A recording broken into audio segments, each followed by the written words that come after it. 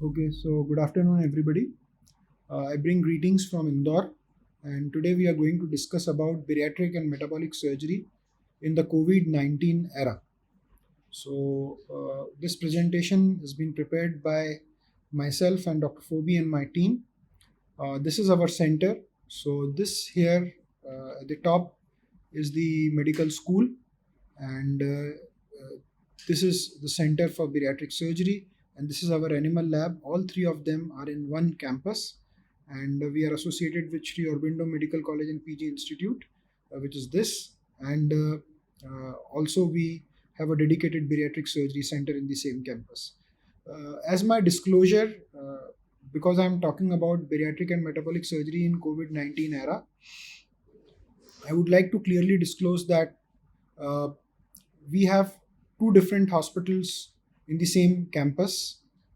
The hospital here, which is this building, which my cursor is showing, is a hospital which is in the red zone, and we have dedicated 1,000 beds from this hospital, which is the medical school or medical college university hospital for COVID-19 treatment.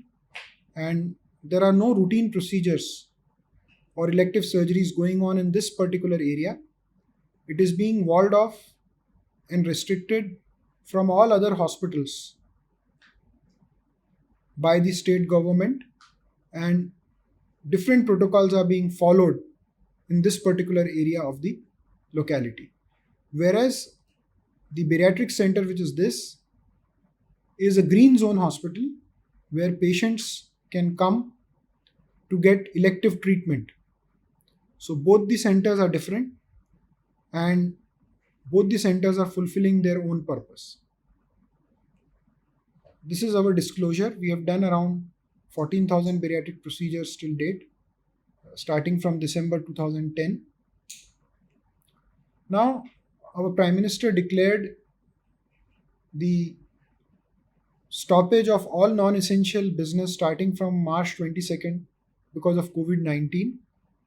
And this was done with the intent to assure availability of hospital beds for patients with COVID 19, to assure adequate ICU beds for COVID 19 patients, to make all ventilators available for the use as needed by the COVID 19 patients, and most importantly, to protect the healthcare workers and the first line workers who treat patients with COVID 19. But when these considerations were made, the hospitals were asked to dedicate the staff, the infrastructure, healthcare personals for the treatment of COVID 19 disease. Therefore, as I have shown you in previous figure, that we have two different hospitals. So one dedicated for the treatment of COVID 19, which is this, and the other for elective treatment. So by starting elective treatment of procedures like bariatric surgery or IVF or gastroenterology or other services, we haven't compromised on doing any emergency work or treating any COVID 19 emergency work. That has not been done. In fact, we have given full attention to the COVID 19 patients, and around 1,000 beds are dedicated to them along with 150-bed ICU. Now, bariatric and metabolic surgery in COVID 19 era, we have to understand that the institution, the physician, the location of practice, and the patient, all of them have to be aligned with the present scenario of COVID 19. So, the resumption of the medical services, or I would call it elective medical treatment, is done because there is a decrease in the number of new cases. The beds in the other hospitals and the PP equipments are sufficient enough. We have the availability of affordable tests to monitor and track COVID 19. And there is a demand for bariatric services now because some of the patients have emergency issues, while others uh, who are coming from different geographic area would want these services to be resumed at least for some of the emergencies like a band stricture, some endoscopies, or some semi urgent procedures. The following standards will have to continue for an indefinite period of time for resumption of bariatric services. So, two disclosures which I wanted to make. First, when we have started these services at our center, we haven't taken anything away for treating COVID-19 patients. In fact, we are the first center and the only center treating the maximum number of COVID-19 patients in the same campus. Number two, we are following the Mohawk protocol, which is very stringent, very effective, and very scientific for the purpose of dealing with patients in bariatric and metabolic surgery. Let me take you through those protocols. The first thing is social distancing. In all our outpatient areas, diagnostic areas, investigation wings, floors, and additional areas, social distancing of 4 to 6 feet is being followed. Mohawk Hospital Bariatric Surgery Center is a green zone where elective treatment can be done, and there are no COVID positive patients or suspected patients in our hospital. All the staff and personnel are wearing masks, which are N95 masks. We are testing people with symptoms, and we are doing voluntary stay if any of our staff is suspected till his test is negative.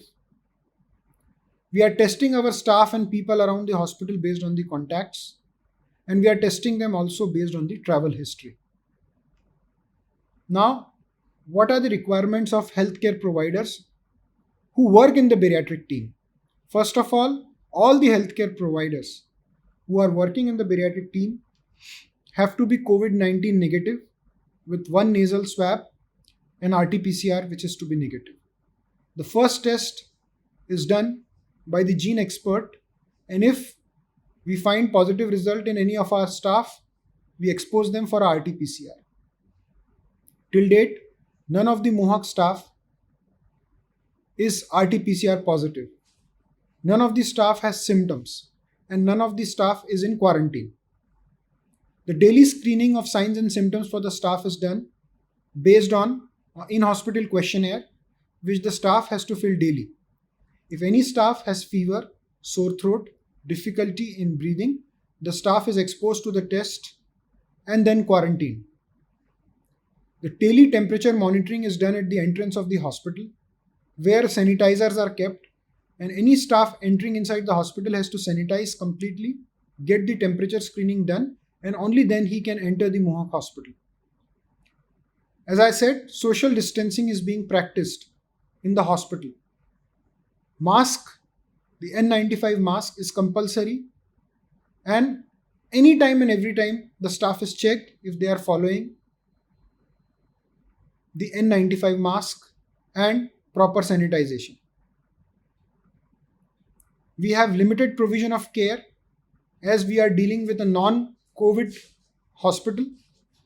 So any sign and symptom reported by the staff or their contact is being taken very seriously. Now, this was for the healthcare professional. Let us come for the patients. Any patient who wants bariatric or metabolic surgery based on the triage will be exposed to some preoperative tests. Apart from the bariatric profile, the patient does not walk directly into the hospital but goes to an area where the lab is situated away from the hospital in the same campus, where he is being seated in the room and a nasal swab is taken for exposing the patient to the gene expert. The gene expert gives the report in 1.5 hours, and if the report is positive, a COVID-19 RT-PCR test is done. Patient's temperature is being checked, patient's symptoms are being assessed, the history of contact is being taken, the travel history is being ascertained, and the attender who come along with the patient, which is only one at this point which is permitted, also is exposed to the gene expert for checking about COVID-19 status. The education on social distancing, mask wearing, and symptom monitoring is given not only to the patient but to the attender also. Once this screening is done at a lab which is away from the hospital and the patient is negative, the patient is being permitted to enter the Mohawk hospital along with his attender.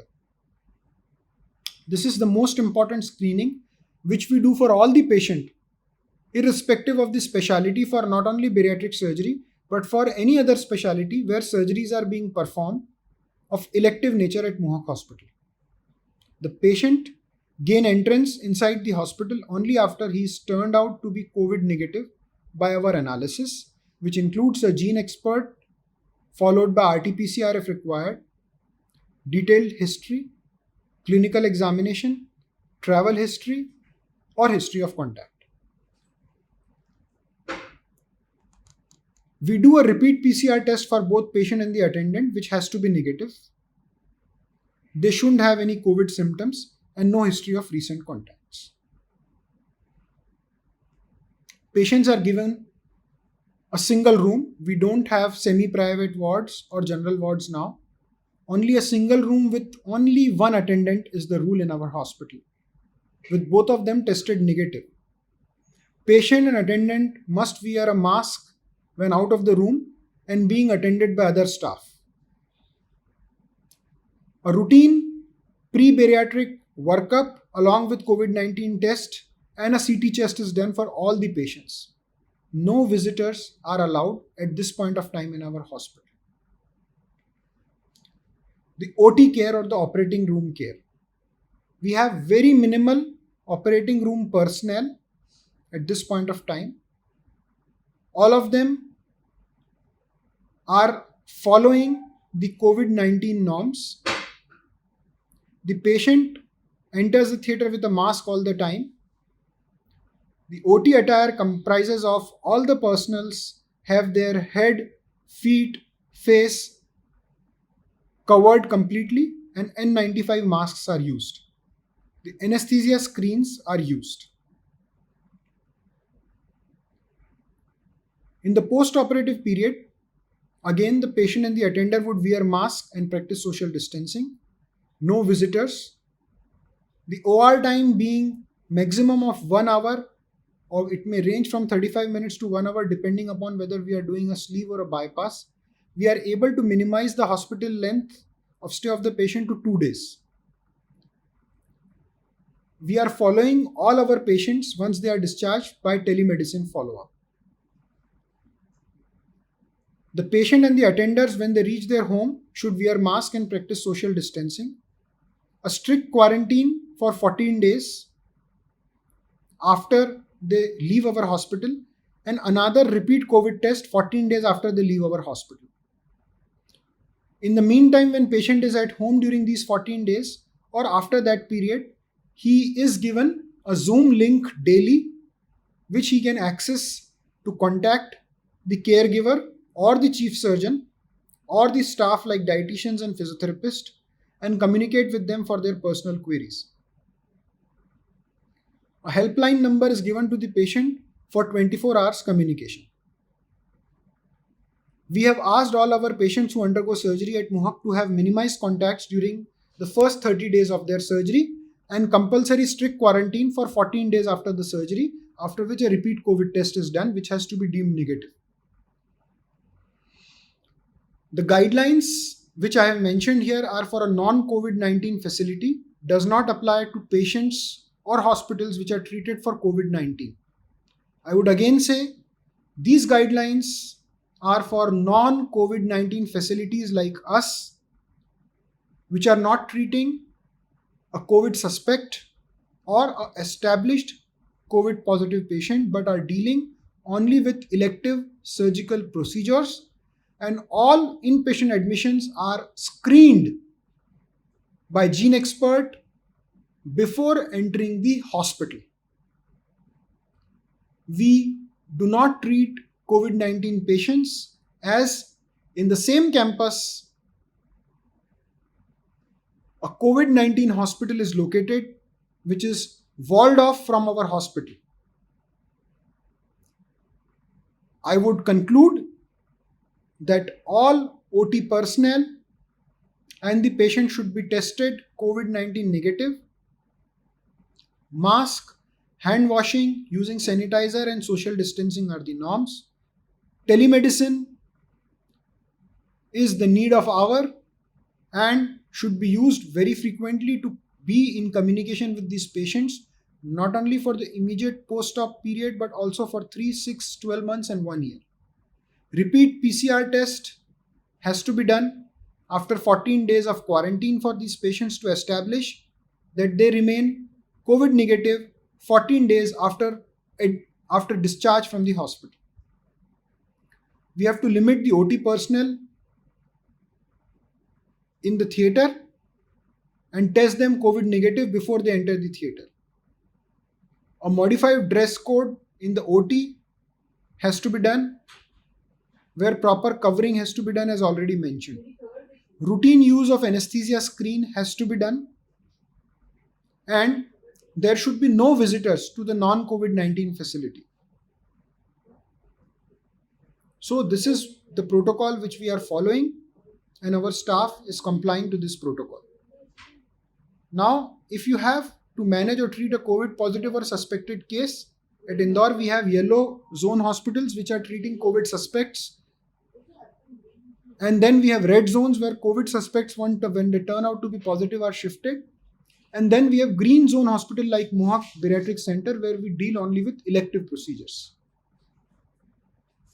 This is what we do in the hospital. The basic PEPs in the non-COVID facility like ours: the head cover, the N95 mask, the face shield, sterile gown and sterile gloves. That's what we require to deal with patient in a non-COVID hospital like ours. Again, head cover, N95 mask, face shield, regular sterile gown and sterile gloves. The patient profile, hospital stay and outcomes I have already mentioned. This is our team. So I thank you very much for this presentation. And now we have documented live surgery which we performed recently. So I will leave you with those images of those live surgeries which we performed. That live surgery clearly demonstrates how we intubate the patient in the operating room, how we do these surgeries, how we minimize the leakage of air and the gush of air coming to the surgeon and to the anesthetist, how we manage with minimal OT personnel, how we remove the pneumoperitoneum and deflate the air, how we remove the specimens, how we deal with the specimens, and how we shift with the patients, along with donning and doffing. So I will leave you with these video images so that you can see the entire procedure, and then you can make comments, or you can give your own suggestions. Most of these protocols which we have followed here are made after discussing the norms of the American College of Surgeons and different other societies, and they are suited fit to our own requirements. Thank you. While performing endotracheal intubation, it's advisable that we use the indirect technique of intubation and not a direct. So instead of direct laryngoscopy, a video laryngoscope is the recommended technique. And secondly, either we have a plastic box or a plastic sheet under which the patient is breathing through either a nasal cannula or a mask, and then mask ventilation can be done by perforating that plastic sheet, and intubation is done indirectly. And following intubation, the patient can be connected to the breathing circuit, which should have two antibacterial and viral filters, so that contamination does not occur from expired gases. So this is the first surgery in the post-COVID era, and we are going to do a single incision sleeve here. Now the major point is how to evacuate the air which is coming out. Although the patient is tested to be COVID negative, but all of us are wearing the PPEs and taking all the precautions, considering that patient is COVID positive, although the patient is negative. A chest CT has been done. Throat swab has been taken, which is negative for the COVID test and RT-PCR. Also, before doing that test, we do a routine screening for all the patients and the attenders by a gene expert, so that everything is ruled out. Despite the chest CT and the RT-PCR negative, we are still taking all the precautions. You can see everybody is wearing the complete protection device. Now the point here is how to evacuate the carbon dioxide. So as you can see here, this is a gel point port which we are using, and the evacuation will be done by this particular tubing, which is going from the evacuation port. So this port will be used to evacuate the air just like that, you can see. And the air from here goes to this tubing, through this atomic filter into the hypochlorite solution. So this particular assembly will be used to evacuate the air. So this is the area, the tubing comes from here and it goes into the HME filter there and then into the hypochlorite solution.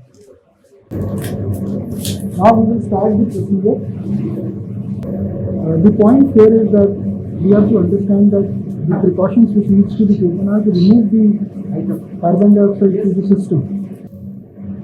Plus to use the ports which do not cause continuous air leakage, thereby giving viral load to the surgeon and to the staff around.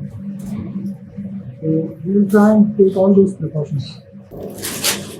So the first precaution which we need to take is when the gastric calibration tube is inserted inside, the suction has to be continuously connected. You need not remove, otherwise we can spill over the content. So once we have put the tube inside to give in the suction, this suction has to be continuously connected so that we do not face any problem. Now the point what I am trying to make is that this is connected.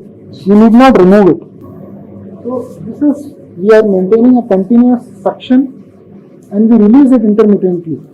And this release is done to make sure that there is no spillage of secretions around. So the anesthetist first will do all the suction, completely pulling the tube out without disconnecting. When he reaches to the pharynx, he does not pull it out completely, but pushes it inside after disconnecting the suction. These small steps will avoid spillage of the saliva to the surgeon and to the staff around. And when the tube is out, we do not remove the suction. This is something new. That's what we have to do. So now this is the procedure. There is nothing new here. But the important is how we remove the air. So you can see that the fumes being produced inside, and when my assistant is removing that air, the air is going into that system, into the hypochlorite solution, and it's not coming in contact with the surgeon or with the team. So you can see that this is the posterior wall of the stomach. There are some adhesions there. We have entered nicely into the lesser sac. And now I will continuously mobilize towards the cephaloid region. You can see nice looking area there. The protocol which we follow here is that we do a complete history taking of the patient by doing a risk assessment, and thereby taking the complete history, we realized that the patient had a history of cough and cold or respiratory distress, high grade fever, change in taste or smell during the recent period of time. Once we rule it out, we do a HRCT, which rules out if there are any early changes in the lungs, and then approach for RT-PCR. This is being done for the patient. We also sample the attenders which are there. Once the staff clears the patient for the surgery, you can see that we are not removing the air continuously like we do in our routine cases. Also, as you can see, I am using this 5 mm ports, which are the SILS ports to the major port. Now, this is something which most surgeons should observe. Why we do this? We don't want any air leakage from here, because if you put this directly through this, the wall may leak here. These small 5 mm ports, 3 mm ports, which are put through this 10 mm ports, will prevent further leakage of air. In short, we are trying to make sure that even if the patient is COVID positive, we are not removing any air from the system which could expose the surgeon or the team. Now we go towards the caudal region to mobilize. This is the area of the right gastric and the gastroepicloics. You can see the pancreas. You can see almost we are at the pylorus. Now we can bring in the tube. You can see that we are dissecting the left cruise of the diaphragm here.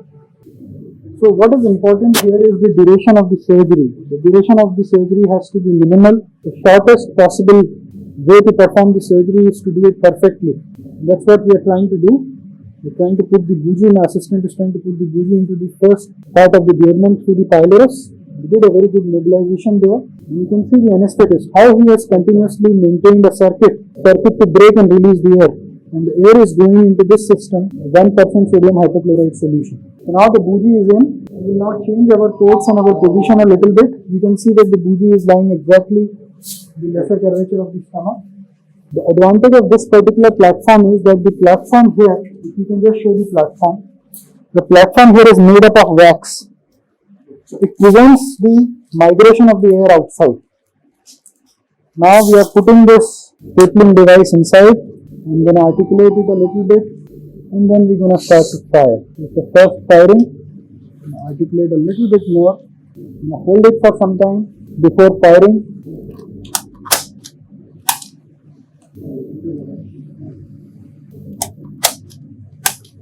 Pull the bougie a little bit.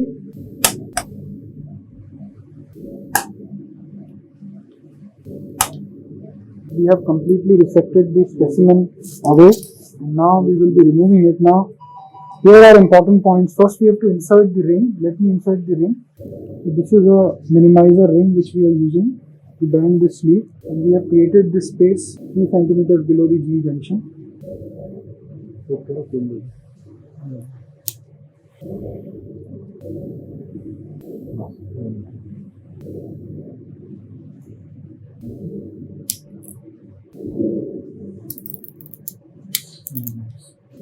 the ring is placed 3 centimeters below the G junction, as you can see. And now I am going to fix it with a non-absorbable suture. Now we will remove the bougie.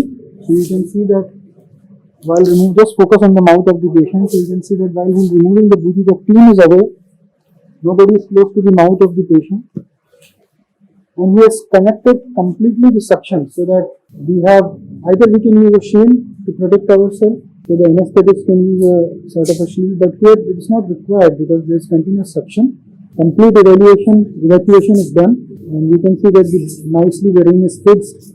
The tube is then discarded, and then the next thing we're going to do is remove the specimen. If you want to apply, we can apply 2 or 3 clips. Now, while removing the specimen, what precaution we have to take? This is a very important step. So you see, we are first removing the liver retractor completely. Then we remove the scope. The first thing which we will do is that before removing the specimen, we will keep the specimen oriented towards the outlet. Pull it completely like that.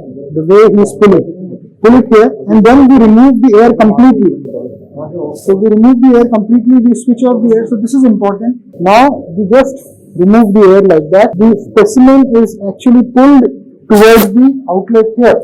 You can see that this air which is being removed is going continuously through a HME filter into the hypochlorite solution. And you can see the bubbles coming there. So the bubbles are coming, which means that the air is continuously getting removed to that particular point, and it is connected to a HME filter here.